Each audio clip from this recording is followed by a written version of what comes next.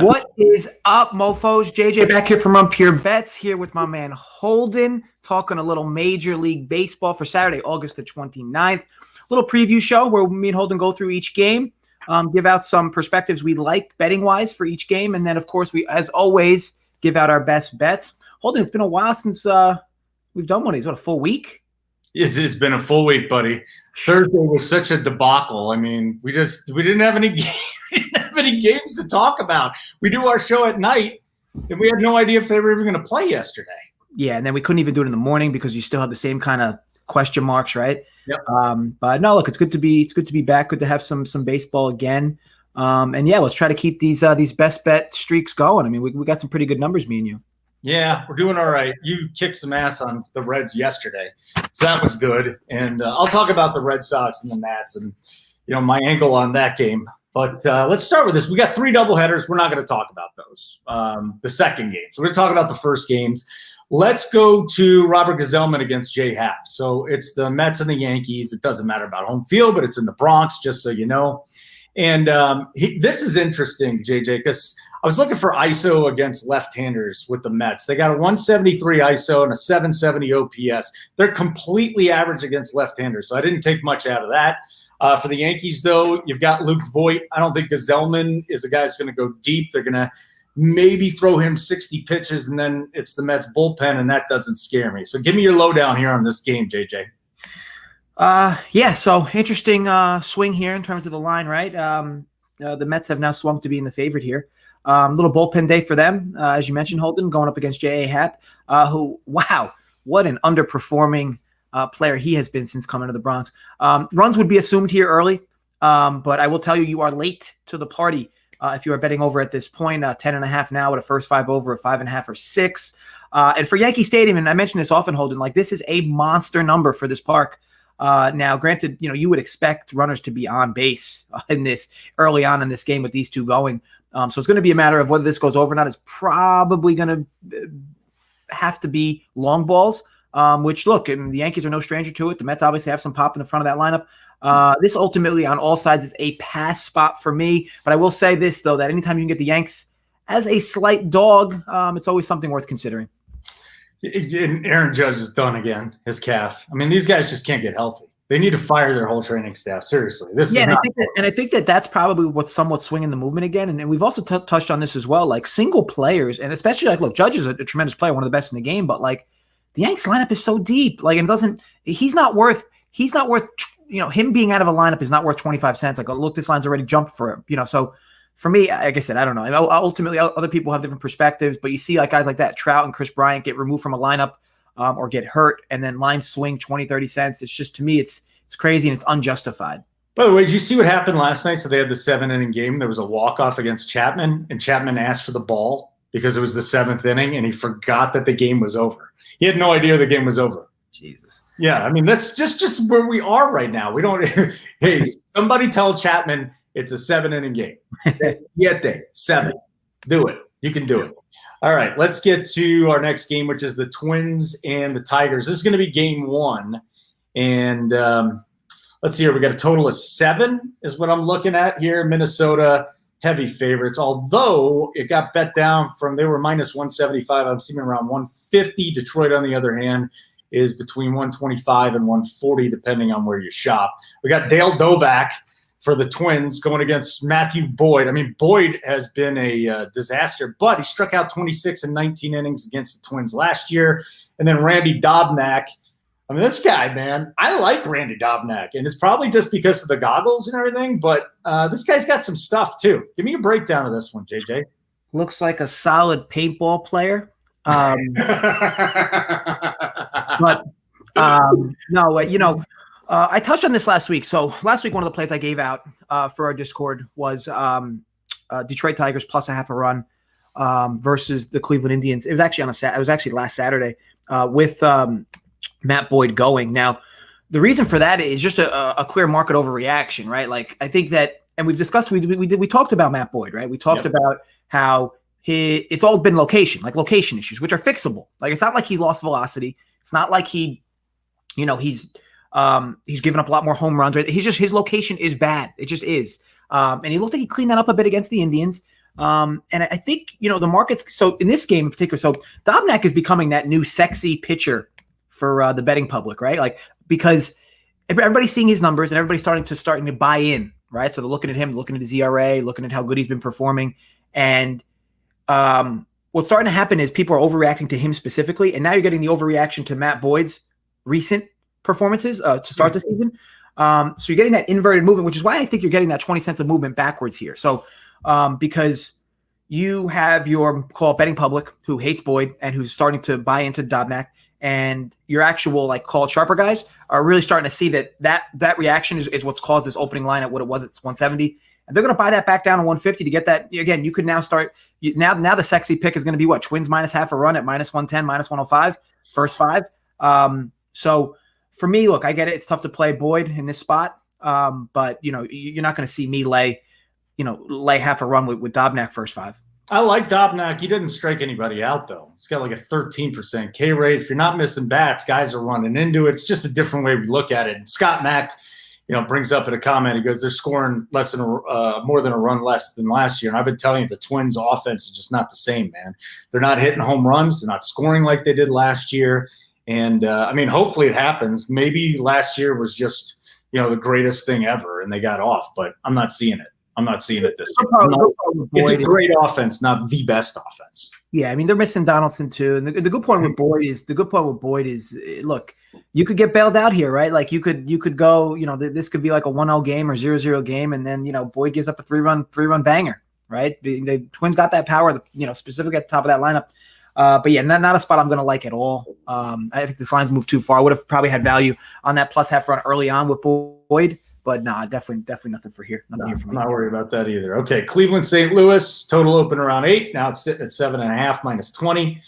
And you also have the Indians plus money here between 110 and 120, and St. Louis heavy favorites minus 130. So, JJ, here's what I'm looking at with this game. First of all, Flaherty's probably going to get jacked up to about 80 pitches today because he went 64 in his last start. The Indians, so they were the worst offense in baseball for the first couple of weeks. Look at what they've done the last 2 weeks, though. They're 6th in OPS at 820. The home runs still aren't there, but the Indians are picking things up, JJ. And if I had to lean, I would go with the plus money here with the Indians. I'm not going to bet, but if I had a lean in this one, I think Cleveland's not a bad play. Yeah, always, anytime you can get a guy like Carrasco at a price like this, it's going to always be tough to pass up on. Now, the same argument could be made, like if you're a true Flaherty slappy, like the argument could be made, well, wow, minus 127 with Flaherty, and you're going to get him for 5 innings, or you should get him for 5 innings on that pitch count.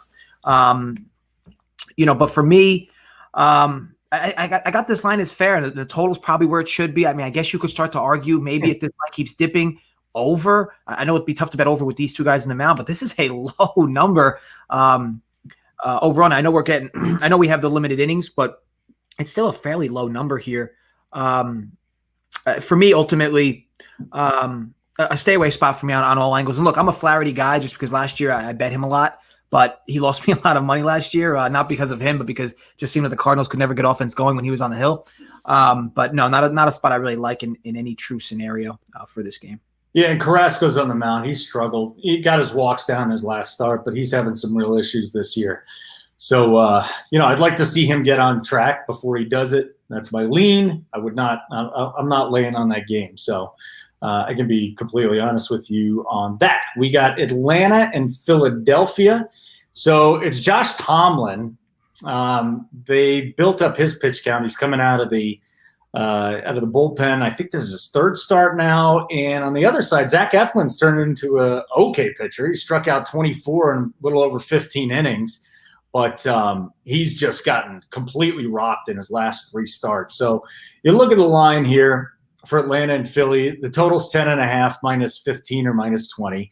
Atlanta's favored between minus 10 or plus 110 and plus 125, and Philadelphia is pretty heavily favored between 125 and 130. JJ, thoughts on this pitching matchup, and are you touching this game?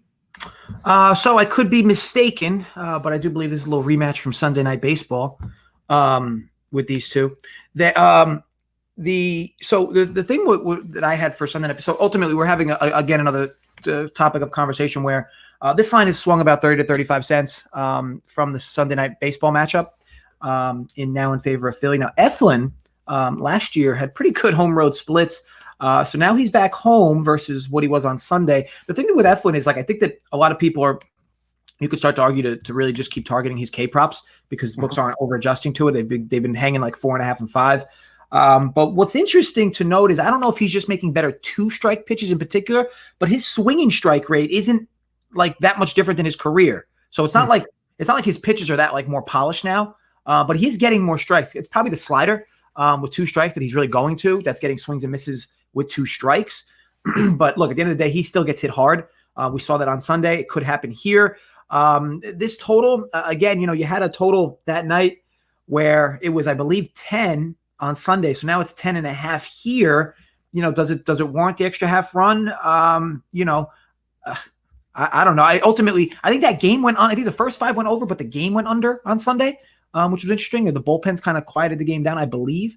All in all, though, this is I typically don't like targeting back-to-back spots for matchups just because it adds a little added variance here, and you have that extra 30, 35 cents. If we're going to argue with value, the value will be on the Braves here, just because of, again, if we were arguing that the Sunday night baseball line was correct, then we would make the argument that this line is a little inefficient in favor of the Braves. So ultimately, if I was going to bet it, if you're talking value, Braves as a dog. Joey Works talking shit. You guys discuss your wardrobe before the show. I was actually going to wear my Run Pure Bets shirt that you sent me, which was magnificent, but I washed it with towels on accident. So now it's got white everywhere. It's disgusting. As far as the hat goes, I never wear a hat backwards. It's the ultimate betting DFS video wardrobe. You basically have to. You can call it what it is, Holden. It's the ultimate D-bag look. Is that what it is? Yeah, like I said, I've been out of it for so long. D-bags look like this. That's why Mangone wears a hat on every video. Oh, poor Mangone. Maybe I should start wearing this on Tinder so these sapio pansexuals will stop hitting me up and some actual normal people will do it. I can't guarantee you that'll stop happening. You even know what a sapiosexual is? Seriously. I don't. It's someone attracted to just your brain, just your mind, and every single one of those girls is ugly. It's amazing. It's like, of course you're attracted to a guy's mind because you can't get a guy for anything else. We got the White Sox hosting the Royals today. See, this is interesting. Brady Singer has a pretty live arm, but he has really struggled. His last 2 starts were against the Twins. He gave up 9 runs in 14 2/3. My boy, Dylan Cease, is out there, and he's been really good in August. I know this is an old school stat, but he's got a 2.15 ERA just this month. So I'm looking at Singer. Ground ball pitcher, very good ground ball pitcher. Doesn't give up a lot of fly balls, but this White Sox offense is on fire, JJ, as the douchey Mangone would say, of course. And then Dylan Cease is my guy. I don't understand how he's getting it done, though. It really is interesting. He tweaked his mechanics, but he's still 43% fly ball. Are you kidding me? He doesn't have any ground balls. His xFIP's 5.5. His ISO's 274 against left-handers. I mean – like, if there was a day that the Royals could score some runs, maybe today is the day. I'm not buying it, though, that they can beat the White Sox here. Neither is Vegas at 160 favorites. Kansas City between 140, 135. I see 155 over at DraftKings. That's interesting. And, again, the total here is between 9.5 and 10. So, JJ, do you have a lean? Yeah, definitely project runs here. So for sure, the lean would be probably first 5 over specifically, not for the game.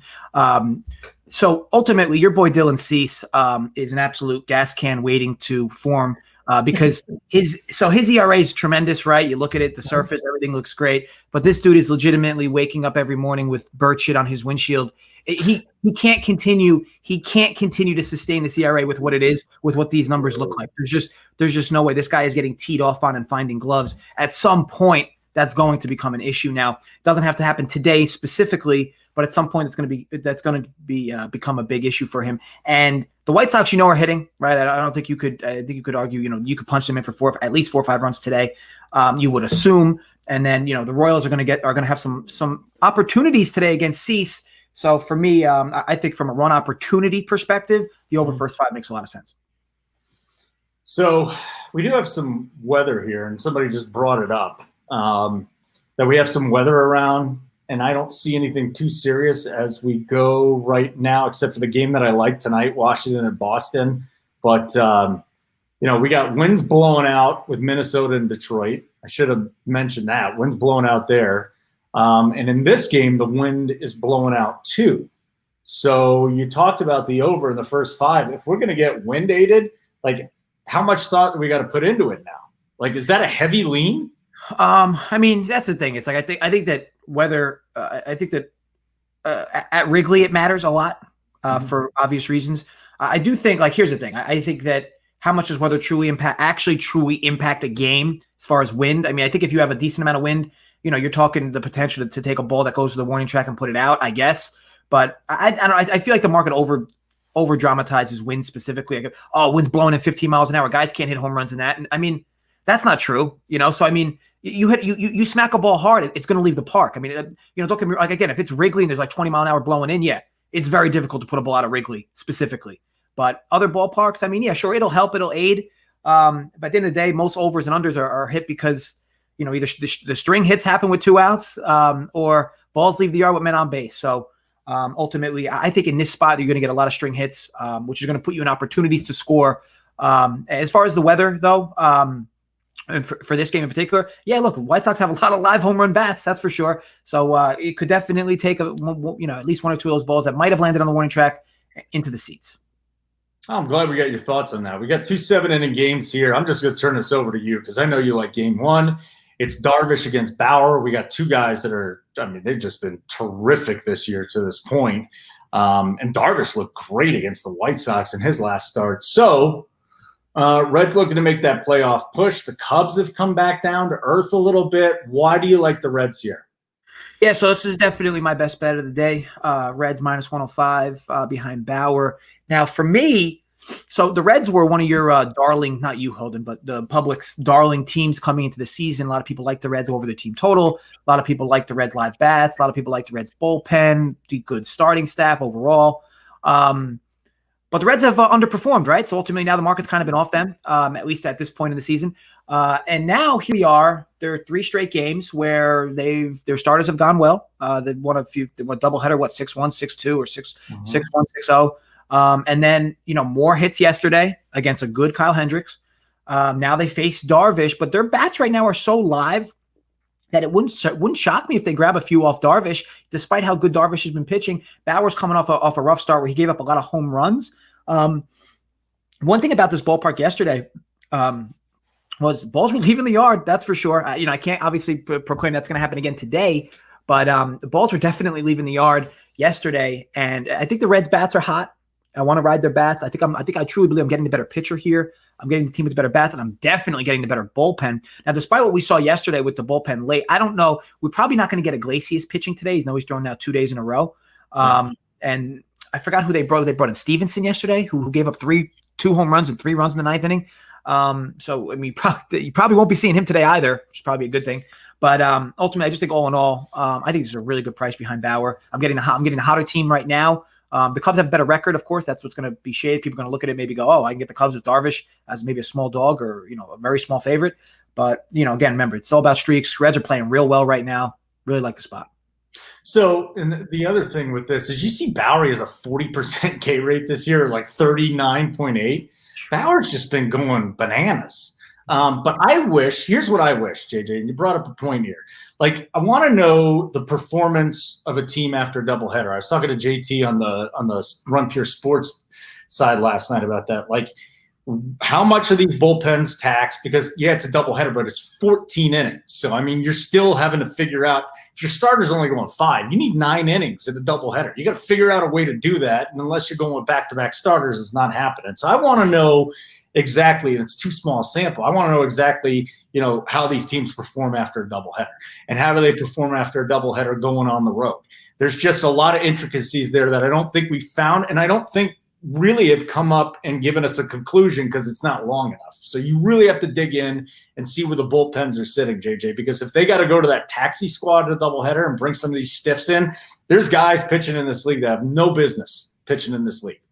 Yeah, 100%. We saw yesterday, like you could clearly tell the Reds did not want to bring Iglesias in that game.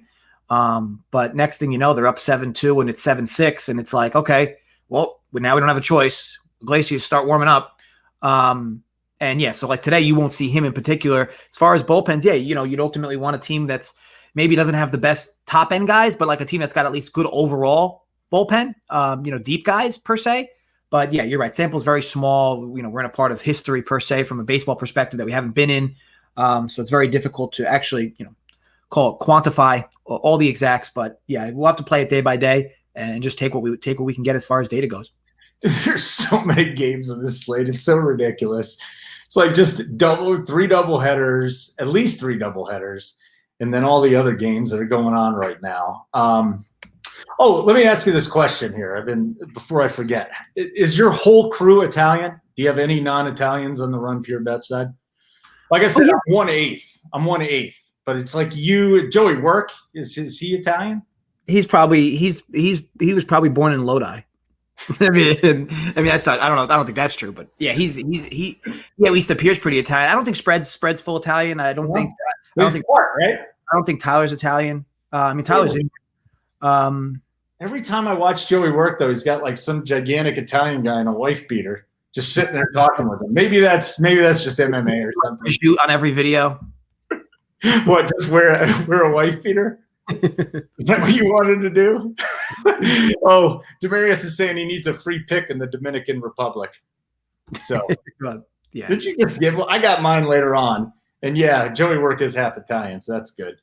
Betting is no longer taboo, people. It's not run by the mob. It's not a mafios thing anymore. This is legit. We're trying to get it legit. And the only word that I hate when people talk about bettors now is degenerate. I'm trying to get rid of this stupid moniker that we're degenerates. No, we just like betting, man. There's a science to it. We're scientists. It's actually these days, Holden, it's a compliment being called a degenerate. No, it's not. That pisses me. All right, maybe I'll take it that way. Oakland visiting Houston. So Lance McCullers was supposed to go yesterday. The Astros decided to boycott yesterday. So I think the peripherals don't look as great, nothing looks great here. 2-2 and a 5.74, but I love his arm. I'm always seemingly going there. And what I like even more than McCullers this year is Chris Bassett. Why? Maybe it's because I won a little money on him, but this guy has been pretty good. The strikeout rate's not there, 20%, but he doesn't walk anybody. Left-handers have a really tough time. He limits home runs. His ISO is around 0.14, which is exceptional. So that's what we want. We want to see guys that are limiting the ISO. But then again, the hard hit rate is 45%. There's a lot of contrasting things going on here with Bassett. So maybe you can make it a lot easier than I did. Yeah, so Bassett changed up his delivery a bit, which has resulted in a much better Bassett this year versus previous. But with that said, it's not like his velocity went up or anything like that. So, he's still sort of the same pitcher. Again, just a little difference in mechanics, which has helped. But as for that hard hit rate, ultimately, like again, he's not doing anything crazy new. So, he's still going to be able to be hit. McCullers is, of course, your prototypical sexy pitcher, right? Guy that can really pile up Ks, but tends to give up runs. He's kind of head scratching too because he's so talented. Interesting spot here. Again, gun to my head, I'd probably lean Oakland at a dog price. I don't know if I truly trust McCullers yet this year. And Bass, at least we know, like Bass got a bigger sample, and he's been better to date. You could argue up and down the lineup. Oakland may be able to have a better lineup here too. Getting the better lineup. Bullpens, I guess, is kind of a coin flip, right? Because the Astros do have a great bullpen. So does Oakland. I tell you what, the under wouldn't be crazy here either. I'm only seeing 9 though. I'm not seeing a bunch of numbers here. It got bet down to 7. 7. Oh, that's the night game. Never mind. What the hell? I see it. I see the night game at 7. Do you see anything for the early game? I'm not even seeing it. Yeah, I guess I'm looking. Yeah, I guess the true line's not even out yet because this line would have probably been 9 if this was a 9-inning game. Yeah. It's not going to be 9. But assuming it's probably 7, I wouldn't mind the first 5 under. Both these guys can get themselves out of jams. Here, I found it. It is 7. It's 7 minus 15. Oakland minus 10, and then Houston minus 10. So basically, it's just you're getting both your favorite money. Yeah, I would lean first 5 under. Don't love the call. But again, gun in my head, that's where my head would be at. Okay. Scott Mack, Oakland, 12-1 when they score first. All right, so you can hop in on the live betting at like minus 400. Yeah, there you go. Like, you know what? I know we got to hurry because I got to go do a show on the Run Pure DFS side. But I got to ask you this: like, when is the line just too horrible? Like, I don't think I've laid a bet at anything more than minus 140 this year. Like, is there a point to where you're just, I'm not touching it, 180, 200? When does that happen? So realistically, it actually should never happen. Truly following the numbers. Now, from an emotional discipline standpoint, I always advise people to create themselves a number where they'll never go over. So, like, if you're gonna bet $100 to win every game, right, and you know that if you risk a minus 200, that's going to cost you $200, and if it loses, you're going to tilt yourself to no end.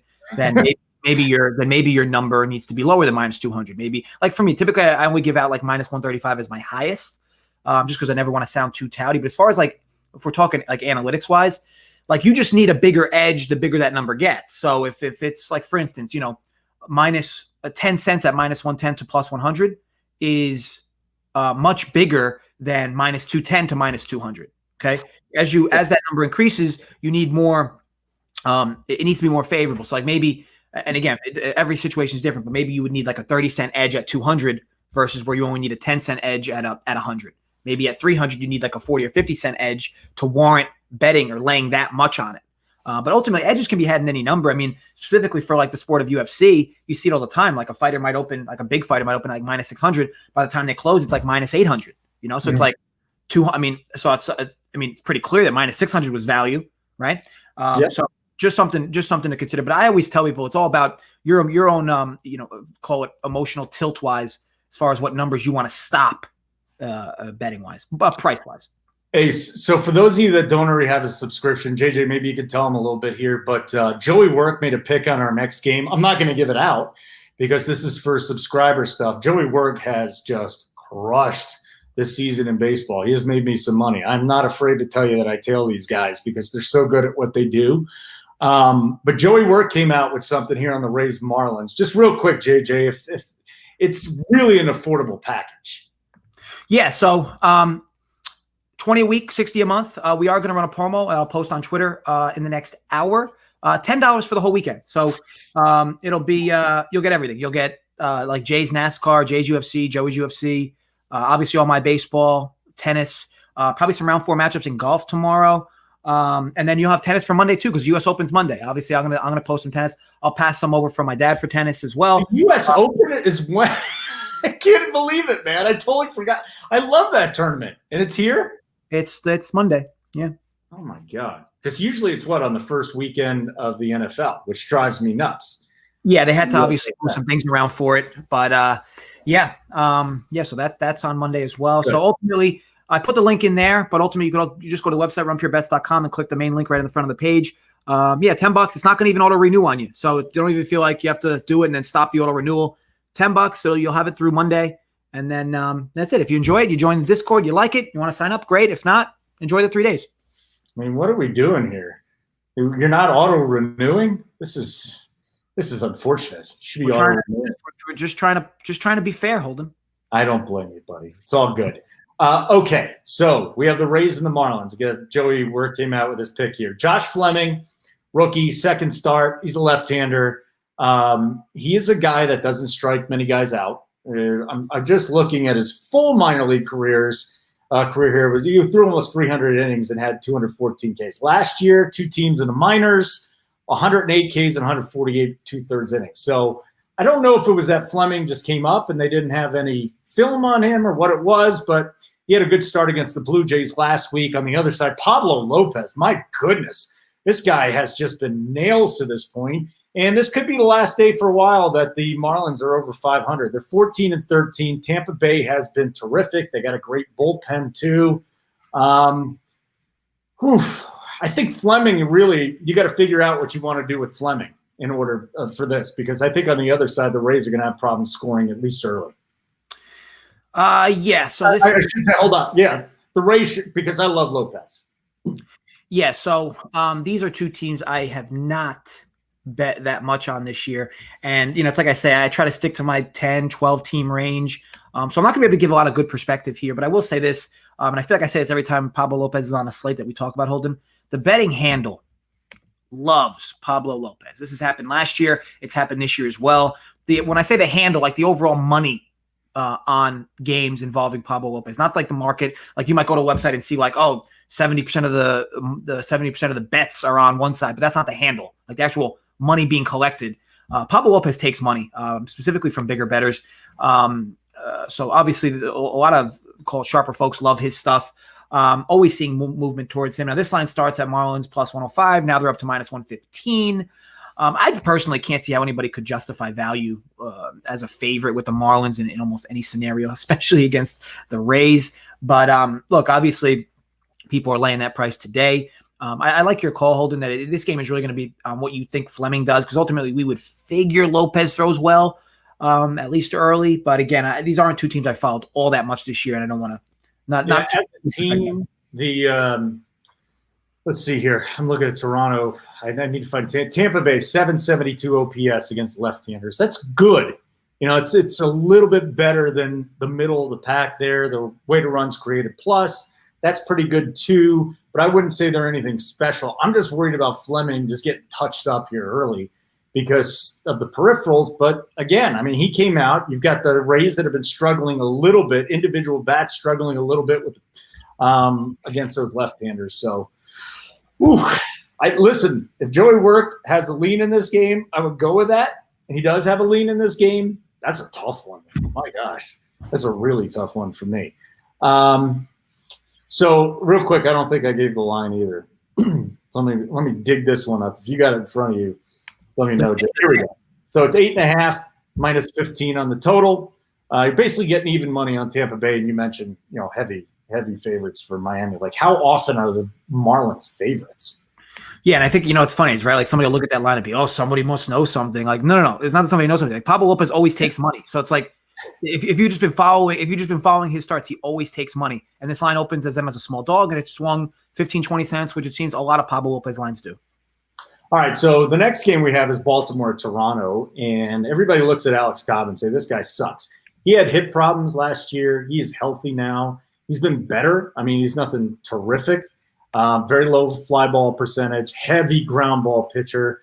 He's not going to rack up any Ks, though. That's something we're not going to be worried about, but no walks, too.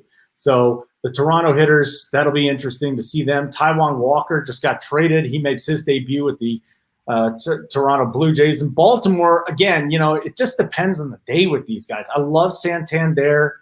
I love Rio Ruiz. I love Renato Lopez. Nunez, I should say. I like these bats together, but I can never trust them on a day-to-day basis, JJ. So I do not have a lean in this game. As a matter of fact, I would run away from it as fast as possible. But there's other people probably have a good read. Baltimore's plus almost 150 in a couple bucks. Totals 10.5 minus 20. And Toronto heavy favorites at 160. JJ? I typically almost never like to back the first start of a guy traded midseason in any form. I don't like to I like to not more or less not even play the game at all. For me, it's very difficult. So from an analytical perspective, sure, you can argue Walker's been having a great year, gets traded to a team that's in the middle of the pack, makes a lot of sense. But you just don't know mentally what this kid's dealing with right now, right? Like ultimately, who knows? Is he really going to be ready to go like today for a different team in a new uniform in a ballpark that's not even really their own? For me, there's a lot of different variables here, and just a spot I'm going to want to stay off. Now Walker's been great. I mean, I'm a closeted Seattle Mariner fan, so kind of hate to see him go because he has finally started to show some life, which was what was expected from him when he came up in the league, despite him being a gas can for the previous few seasons. Alex Cobb is not a guy I like by any means. I don't care about him and his. I mean, what does he have? It's like a 3.37 ERA. Like that's not healthy. That's not realistic. So I expect that ERA to slowly climb to the moon. But other than that, again, there's a high total as well. Just not a spot I want any part of. Okay, very good. So our next game is the Dodgers and the Rangers. And yes, Joey Work, I looked at what Miami does against left-handers, which strengthens your case for your pick in that game. So here's the Dodgers and the Rangers. And this one did not go any way that anybody thought it would last night, right? Ross Stripling. We look at Ross Stripling. He has not been good. He has been giving up a ton of home runs. He doesn't like it. He doesn't like to keep the ball in the park. JJ, I'm just at 29 and 2/3 innings. I don't know how many home runs you think he's given up. Just take a guess. Oof. Just 29 innings this year. I'll say 7. 10. This guy is, he's just getting crushed. He's getting hit all over the park. And we saw what the Rangers did yesterday. Lance Lynn is a guy that's probably going to be on the move. I would not be shocked at all if he gets traded. I think the deadline's Monday. So in this game, Dodgers, Texas, I wonder if there's an edge to go on the Texas side. 8.5 minus 15 is the total. Dodgers heavy favorites at 150. And Texas getting some dog money here between 125 and 141. I'm seeing 140 over at William Hill. So you can't go with Texas, can you? Yeah, so I missed this last night. Again, these are two teams I really don't follow all that much. Did the Rangers end up winning last night? Yeah. Okay, so and again, it was another spot where you threw a left-handed pitcher at the Dodgers and they seemingly struggled, right? Correct? They scored 2 runs. Yeah, so this team is a complete Jekyll and Hyde versus right and left-handed pitching. Now, Lance Lynn, obviously a right-handed pitcher, but a very good one. For me, he's like slowly becoming one of my favorite pitchers. I love watching him throw. The dude consistently like gets himself in trouble and consistently gets himself out of trouble. I don't know. It wasn't too long ago where he was an absolute gas can, and now he's like legitimately a stud. Like every outing, like you get him up there in 110 pitches, gets in there for 6-7 innings. He's got to be on the move, right? Some teams got to try to grab him. But as for this spot, so you might look at it and be like, oh, after last night, like Lance Lynn makes a lot of sense. But do realize this Dodger team absolutely smacks right-handed pitching. So just be wary of that. But Stripling's been so bad too. So ultimately it would make me lean the over here. This is a 9-inninger, right? Yeah, I'm not touching this. 9-inning game. Yeah, I'll be honest. Runs. That's interesting. If I would bet it would be the over here. Again, assuming Texas gets Stripling for a few, and the Dodgers are just so good versus right-handed pitching that I got to figure they'll get a few off Lynn as well. 8.5 is the total. I see you came up with something there. That's interesting. I didn't even think about some of that stuff. We got Pirates and Brewers up next. This is an interesting one. The total's 9. It's minus 10. Pittsburgh, heavy dogs, about 170, 175. And then you get Houston. What am I talking about? Houston. God, my eyes are bad. And then Milwaukee minus 185. I mean, this is just like there's no reason to bet 185 ever, right? Brett Anderson, though, with the Brewers has a 62% ground ball rate. Think of how ridiculously amazing that is. He's not going to strike anybody out. And then there's JT Brubaker. I'm not a JT Brubaker guy. He walks too many. Let me just go back here because I got his numbers from this year, and he's gotten off to a horrible start. But he's just got his K rates down. He's getting hit hard again.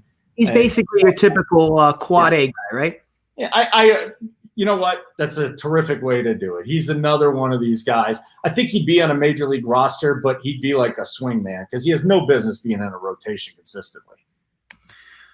Yeah. So I mentioned this on the video earlier this week, where I kind of previewed a bit on the first half of the season versus second half.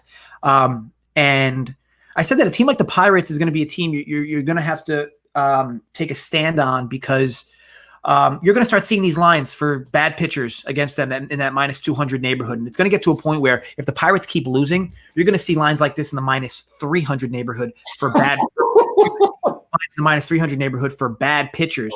Ultimately, the Pirates continue to lose games by more than 2 runs. And the books, if people are jumping on them, the books are going to start taking hits against the run line on these teams. So now they're basically taking a stand like, hey, look, you want to keep fading the Pirates, that's fine, but you're going to lay 200 with a guy like Chase Anderson or Brett Anderson.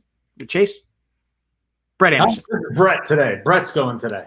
So you're gonna lay 200 with a guy like him. If you want to do it, great, but that's up to you. I think you're going to see this. And if the Pirates continue to lose by 2 runs, 3 runs, 4 runs, these lines are only going to inflate. So either you jump on the market now before it over adjusts, or the Pirates start showing some life. But either way, I don't know how you could feel good about betting the Pirates in any form right now.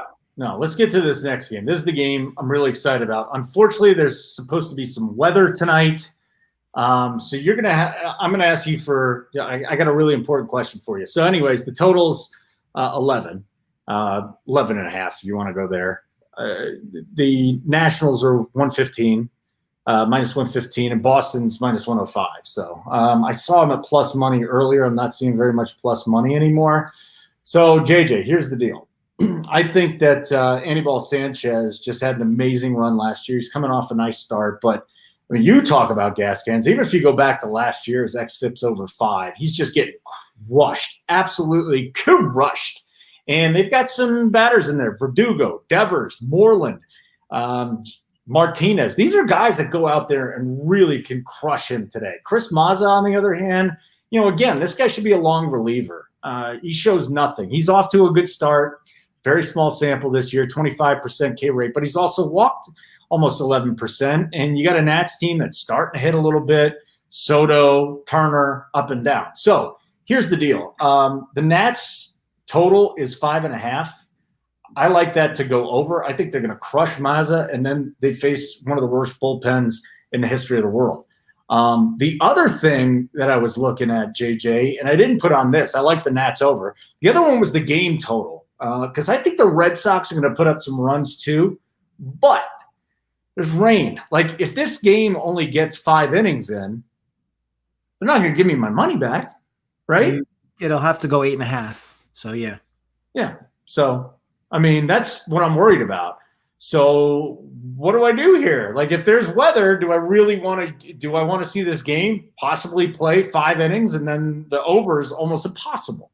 Yeah, I mean, you don't want to force action, right? Like, you don't want to make yourself like the team total for the game because you want to target bullpens and then say, well, I like the over, so I'll just bet the first 5 so I can get it in because of maybe potential rain. You don't want to do that. But I would say stick to your guns. You like the total, bet it. Maybe rain holds off.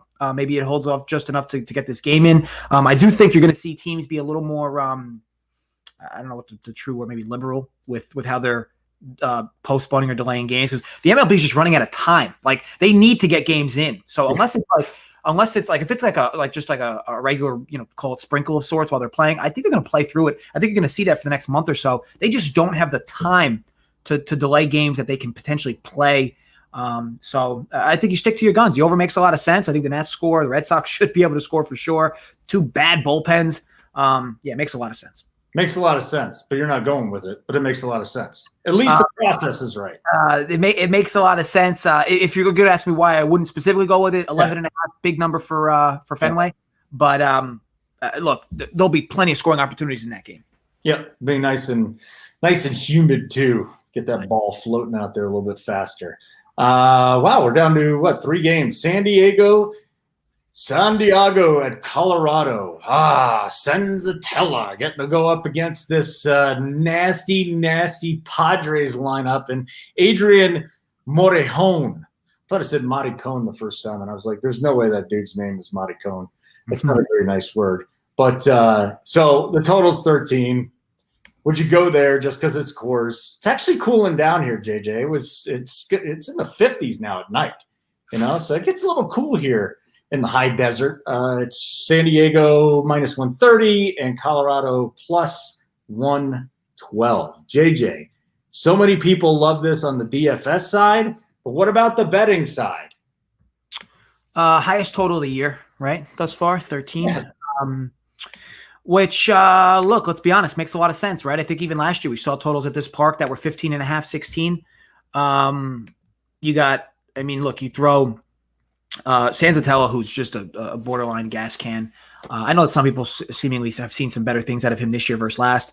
And then, you throw a lefty at Arenado and Story. But for me, it's just a real tough game to read. Line opens with the Rockies being favored. Now San Diego's favored. for me overall, 13 is a big number. And look, you would argue that it makes sense that the ball carries out tonight, and these are two bad pitchers, and the bullpens have been very average to say the least.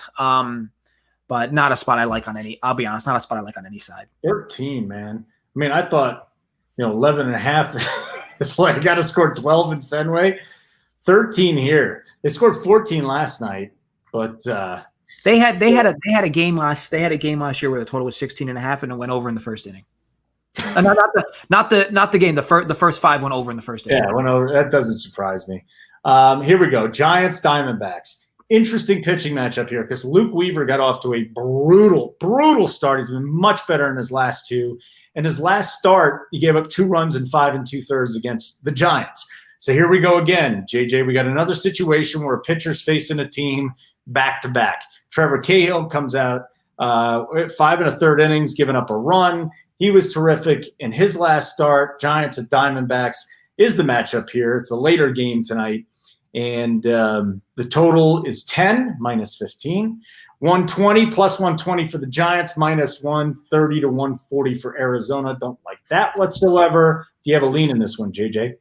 Yeah, definitely lean will be over. So it's I know it's 10 now. It was 9.5. But yeah, I mean, I'm not believing what I've seen out of Weaver, and I'm definitely not a Trevor Cahill guy. Both these bullpens are below average, with San Francisco's being absolutely abysmal. Yeah, definite lean for me would be over. Arizona seemingly found some life with their sticks, and San Francisco's been hitting all year. So yeah, for me, lean would be over. Okay, the next game is the final game of this one, and that's Seattle at the Angels. We got Justice Sheffield. Who is Justice Sheffield, man? Is he the guy that gets rocked in his first 2 starts? Is the guy that, in his last 3, 16 Ks to what? Just 2 walks in 18 innings. He's been amazing. Dylan Bundy has been terrific too. This guy was the top pitching prospect in the game before he had all the injuries with the Orioles. And his arm is back. His arm is fine. It's there. He's really taken off, especially in the month of August. I'm a Dylan Bundy guy, maybe because I've just seen so many of his starts before. Seattle and the Angels here. So what are we looking at? Justice Sheffield, who's really come on. He's a left-hander going up against the Angels, who have struggled against left-handers this year. And then Dylan Bundy going up against the Seattle team, which we've seen them really put up some crooked numbers, but for the most part, it's an anemic offense, and it happened again last night. With Trout and Rendon, would you really believe at this point in the season the Angels are struggling with left? And Ohtani. Yeah. And they just traded what? Listella? Listella's gone. Yeah. So, I mean, interesting to say the least. For me, I'd assume this pushes up to 9 before game start. And if it does, I would actually like the first 5 under as a lean. Once it pushes to 9, that'll mean you'll probably be able to get a 5 number for the first 5. So you won't get that number at 8.5, but if it pushes to 9, you'll be able to get 5. So that would be my lean under first 5 there. I mean, Sheffield's been actually really good this year. Bundy's, kind of done a 180 as well. Kind of like this spot. I know these teams are kind of hitting as well, which I think is what's going to drive this over money. But if you can find 9 by game start, I would definitely prefer first 5 under. I don't want this game to get into the pens. Both these pens are awful, but I would lean first 5 under. All right. Well, that's it. That's the slate for today. I'm going to run over to the Run Pure Sports side. We're going to break down NBA DFS and Major League DFS. So this show does great because I even put more into every single game, more work in every single game. So I'll be able to help the guys out over there a little bit today. But so your lean is, do you want to give your lean again? Yeah. My best bet for today is Reds minus 105 behind Bauer in game 1. And Holden, what was yours? I like the Nats over 5.5 today. That's right. Team total Nationals over 5.5. As we said, guys, head over to runpurebets.com. I shot the link in the video as well. $10 for the whole weekend, Saturday, Sunday, Monday. You'll get everything, all our previous shows, articles, all access to us to the Discord. Try it out for $10. If you don't like it, that's fine. But if you enjoy it, definitely stick aboard with us. Other than that, thank you guys for hanging out with us. Hopefully our bets continue to stay hot here, Holden. Good luck with the DFS show. Thanks again for everybody for hanging out. Stay safe and good luck betting.